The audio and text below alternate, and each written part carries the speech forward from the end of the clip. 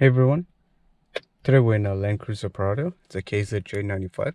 We just have a problem with the additional cigarette lighter, the power socket here. This is the 120 amp. This is the 120 watt socket. So this is not working. This is the main one, which does work. That's the additional one. And there's one more at the back, which does work. So I'll quickly show you now. We'll turn the ignition on. And just with this indicator, you can see that one turns on.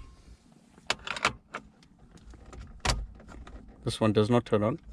Now we'll go at the back with the ignition on, and I'll show you the other additional one, which does work. So this is the rear and the boot. This is the other additional 12 volt 120 watt socket.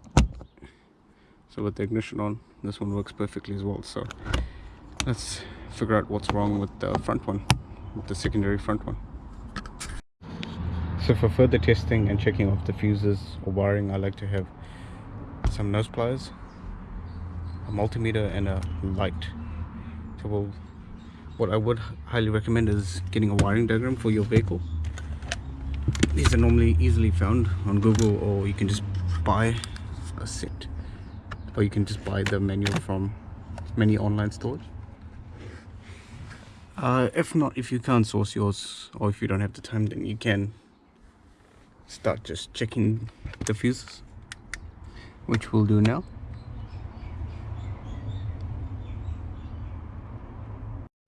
So conveniently, Toyota have marked their fuses on the interior, and as you can see here, that 15 amp fuse is for the cigarette lighter. And that's that one there. Visually looking at it, it looks fine, but I'll just test it with the meter.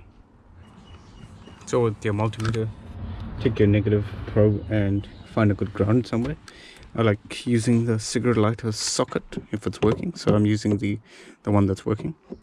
That'll just be my ground, just the body of it, and I'll just check the fuses itself.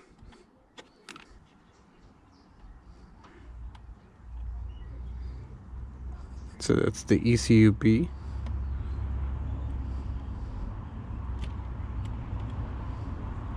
So this cigarette lighter 15 amp doesn't have any power because the ignition's off. So we'll turn the ignition on.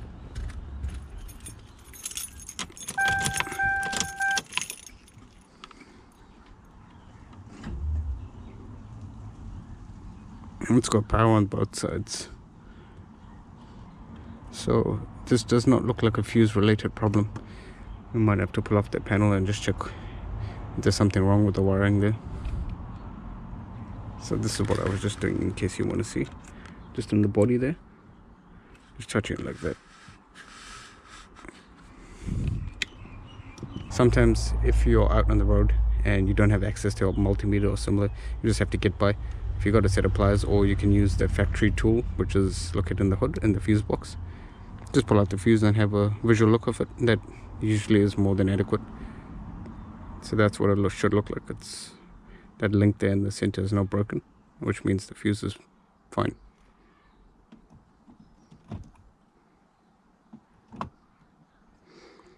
You might have seen there's a little bit of corrosion here.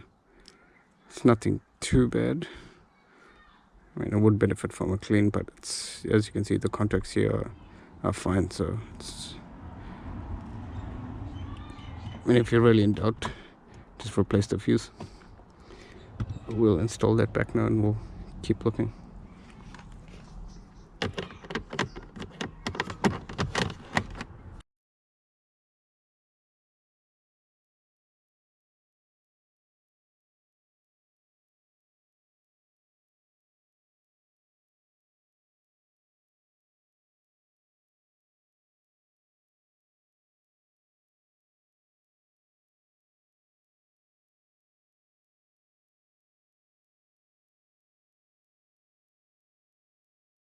Like I showed you before, it was good we pulled this out. I don't know if you can see that, but this is just a ground wire that's come out from that cigarette lighter socket. I'll put the light in there so maybe you can see it a bit better. So as I showed you before, that wire had come out. So what we'll do is, before we go any further, we'll just check for voltage, since I've got the multimeter nice and... So we'll just check for voltage using my voltmeter. I'll just try and keep this light here. So like I said earlier, that terminal there is not the right size for that particular socket. I'll have to go ahead and change that. But it doesn't hurt to check the cigarette lighter, so I'll just try and plug that in. It might not make the best connection, so the light might not work straight off the bat, but we'll give it a go and see. Just a little important tip. Just before I plugged anything into that cigarette lighter socket, I actually tested it, so I'll try and show you this. Put my light here. I just put my positive lead here, which is the body of the secondary cigarette lighter, and I put my negative here. So I'll just show you that.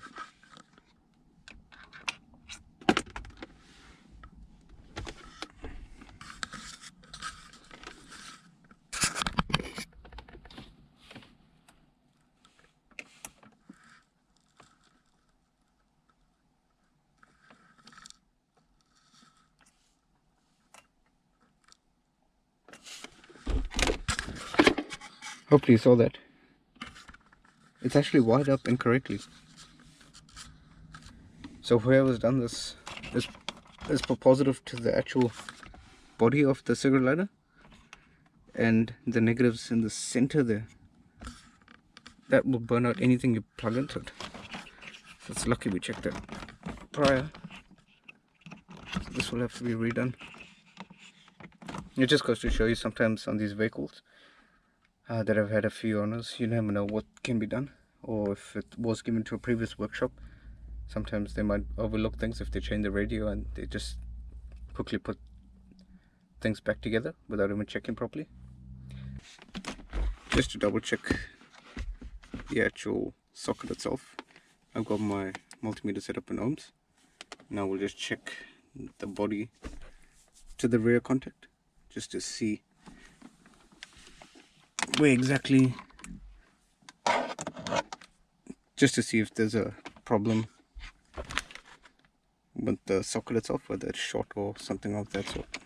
So I've just got this to the body, and I've got this to the positive, where it was positive before, and as you can see, that's the body. Now we'll touch the other lead, and there's no connection, so now we'll take this probe and we'll go right into the center of the socket, and we'll touch that lead.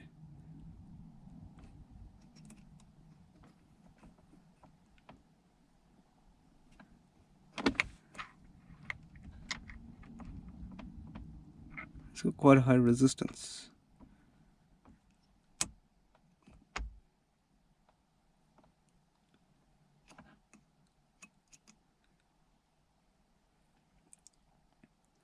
So we'll actually just take this socket out and just bench test it. There might be something wrong with it.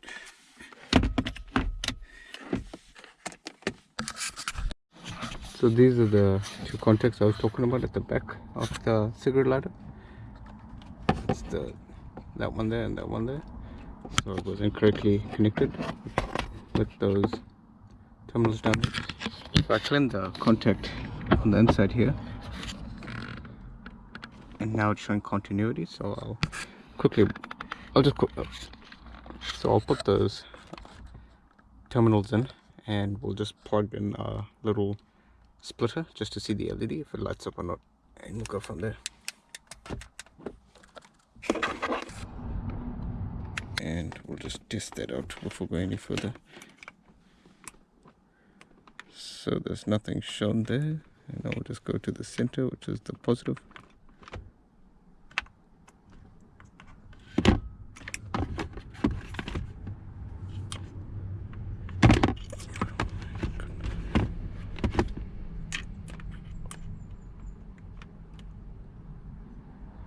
Yep, so that's showing the correct polarity. Oh, go ahead and just plug that in.